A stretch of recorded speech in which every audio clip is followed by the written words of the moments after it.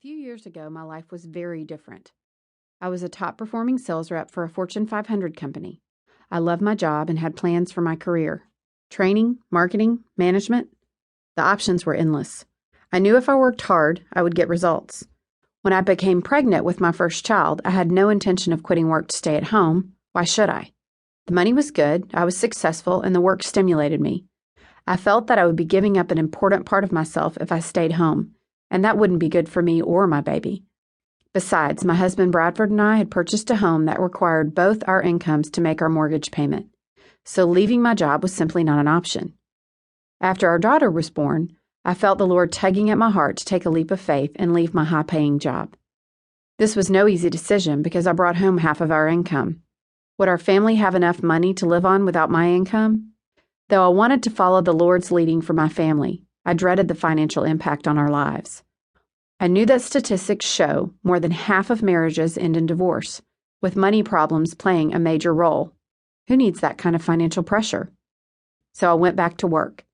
Yet after 2 months back in the office, I just couldn't shake the tug in my heart that the Lord wanted me to be an at-home mom. My husband and I discussed it at length and decided I would give my 2-week notice. Through that incredibly risky step, I began to see an opportunity for God to supernaturally meet our needs in practical, day-to-day ways. When Bradford and I worked out our first one-income budget, we were stunned to discover how much money we were wasting each month on non-essentials.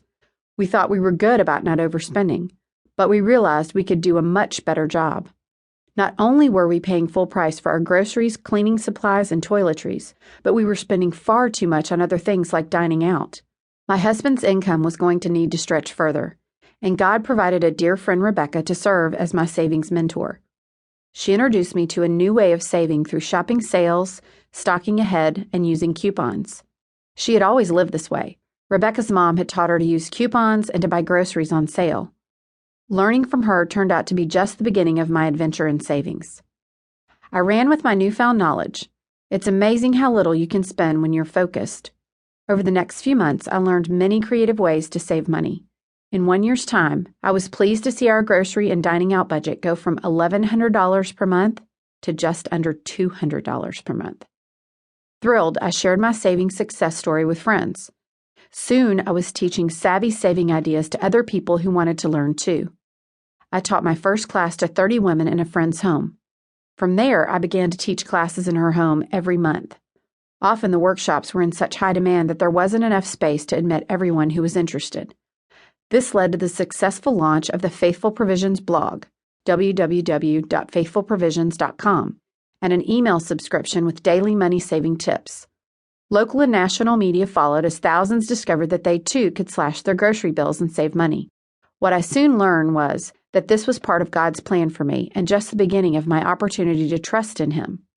In the winter of 2009, the economic downturn that had been affecting families across the country finally impacted us. My husband's job was downsized, and he found himself unemployed with a wife, 2 children, a mortgage, and bills. His salary, bonus, car, fuel card, and benefits like health care were all gone. I had left my job voluntarily, and now my husband was laid off. What a turn of events from 4 years before. As a wife and mother, it is difficult to see your husband struggle with the double whammy of losing his job and the loss of income that comes with it. Sure, Bradford's ego was bruised, but he had peace with the circumstances. No sooner than the day after the layoff, God opened the door for me to teach more classes. This time, however, churches were calling to schedule workshops, and they actually wanted to pay me to do it.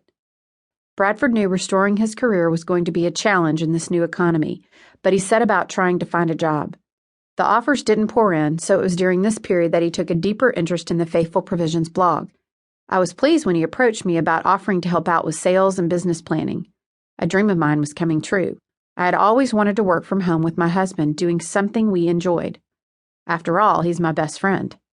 Since then, he has gone back to work outside the home, but we continue to work together on growing our business. With the money-saving strategies we learned in the time leading up to the layoff, we were in a position not only to stretch our budget, but to help others do the same and encourage generosity in those who are struggling. My hope is that in sharing our journey, you will be encouraged to see God's promises fulfilled in the practical realm as well as the spiritual. As you step out in faith, I believe that God will help you just like He helped us. Are you ready to begin your saving savvy adventure?